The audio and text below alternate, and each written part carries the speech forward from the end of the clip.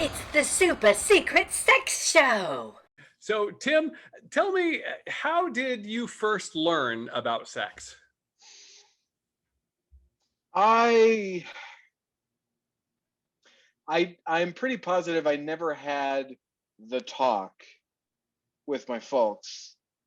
It probably would have been sex ed at school, like somewhere around middle school, sixth or seventh or eighth grade, probably for me. So So you got your first hint of sex education from somebody who was wearing a white polo shirt and red shorts. most likely, yeah. It either would have been that or possibly porn because I that was around the same time, but Also white polo shirt and shorts. Yes. it's right, exactly. Yeah. And thank goodness for both of those people. I was brought up as a Baptist, so there's not a lot of talk I feel in that other than like there are things that you shouldn't do, like sex before marriage, like you shouldn't happen, and like that was probably the extent that I got from my parents and or church on that subject. You know, I didn't even grow up in a religious environment, but that was still kind of the message in society. And I don't know, is that Mm. still the message? Is that still out there? I've never been with someone long enough to really get near to the marriage thing or have been in that area, but the more I progress through life, and I mean, like I said, I've only been with one person, but I feel like it's important to pursue that before marriage, before even living together, because that is a huge part of any relationship, whether people say it is or not. Um, I feel like it is, and that's something that if you're not compatible in that way, then other areas might not also be compatible, and you would want to know that before committing to this one person for conceivably the rest of your life, if that's how you feel.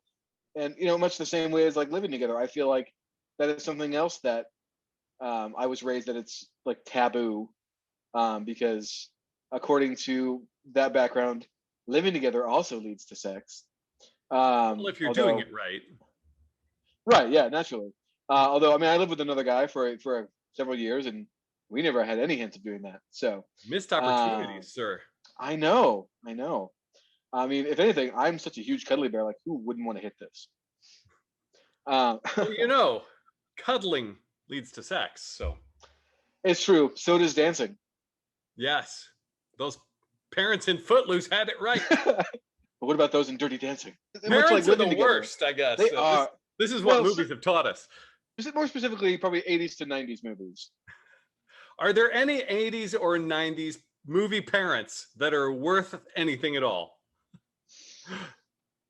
Let's see. I don't know. The Goonies' parents were not really existent there anywhere. Well, they let their Uh, children wander around a sewer, so how present could they have been? maybe like the Honey I Shrunk the Kids parents. Oh, yeah. You know, every good parent shrinks their children down to the size of an ant, right? Well, that was an accident, though. Like at least Rick. Like Oh dear, I can't picture. I left my very dangerous science room unlocked. And the kids got in and started pushing buttons. As kids do. That's just part of growing up. Tim, I'll have It's you growing know, I small. have children. I have never shrunk them to the size of an ant. Maybe if anybody's watching this show right now, if you think of an 80s or 90s dad or mom that's worth their weight in gold, leave it down below in the comments. I mean, I've seen a lot from the 80s and 90s, and I can't really think of a good amount.